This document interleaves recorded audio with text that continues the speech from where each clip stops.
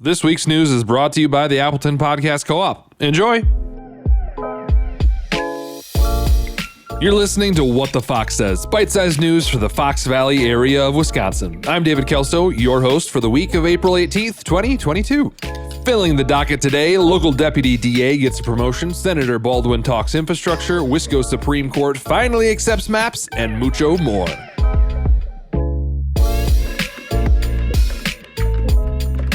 First up from the Oshkosh Northwestern, reported by Rebecca Loroff, Eric Spar, the deputy DA of Winnebago County, loses the deputy part with appointment to district attorney. Eric is serving out the 4-year term of his successors, Christian Gossett, who resigned for personal reasons and to spend time with his family. Remarking on the promotion, Eric said, "I look forward to continuing to work closely with our excellent law enforcement agencies. I care tremendously about the office, our legal community, and the community as a whole, and I am eager to put that passion to work in a new role."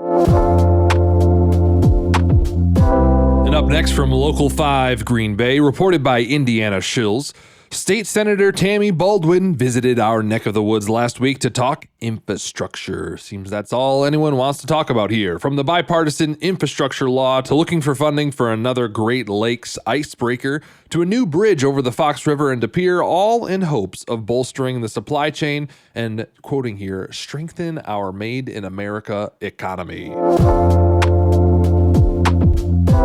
And thirdly, from WPR, reported by Sean Johnson. My Midwest is shining through.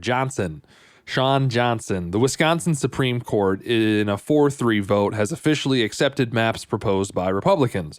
Judge Brian Hagedorn flipped from his previous stance in March due to the time crunch, aka deadlines. Republicans see this as a win, potentially being able to secure veto-busting seats in the legislature, and Democrats see this as continued gerrymandering and potential violation of Voting Rights Act.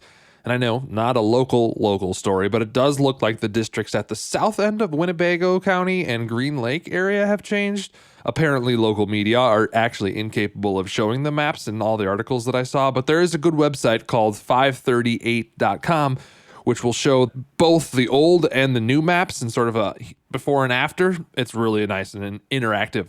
You can find that in the show notes.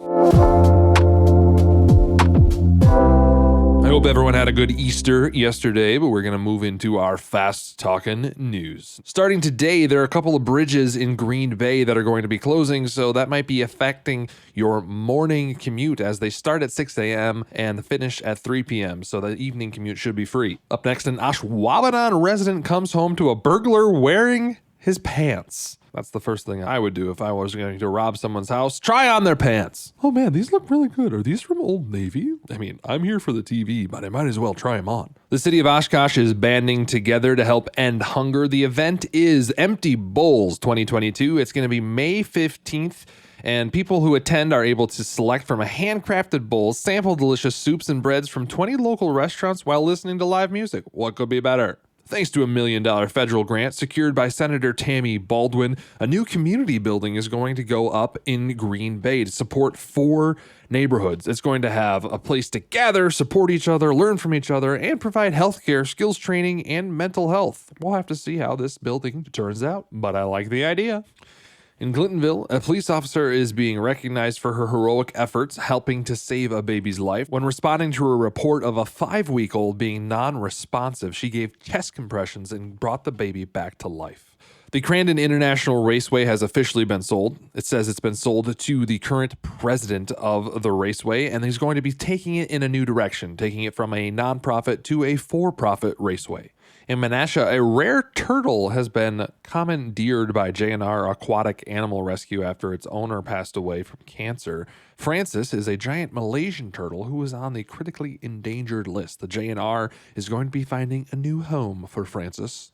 There's going to be a new recreational trail in Kaukauna that'll take you by all 5 of the locks. It'll also go by the steepest drop point there. It's going to be called the Kaukauna Interpretive Trail. I don't know why I said that like that. Construction on the trail starts in May and will run for about a month or two. It's going to coincide with the opening of the locks last year that happened July. And another first for Oshkosh, they had the railways last week, but this week they got approval for the first electric vertiport service in the country to be hosted at Whitman Regional Airport. Basically, it's electric helicopters that people can use to go from one place to another. The Oshkosh Area United Way has set the date for their 25th annual Day of Caring at 7 a.m. to noon on May 4th. I really like this idea of sort of gathering people together to give back to the community. I'm going to have to talk to my guy in the Fox Cities United Way because they don't have a Day of Caring. And our final story. Wouldn't it be nice if Beach Boys came to Waterfest in Oshkosh, Wisconsin? Wouldn't it be nice? Yes, it would be nice, and they are. They're coming August 11th.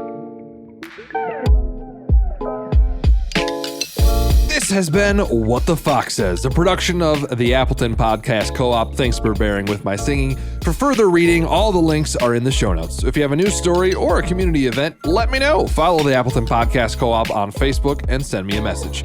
I'm David Kelso. I also host APC Presents. You should listen to it. It's a show about other podcasters, local ones. Thanks for listening today. We'll see you next week.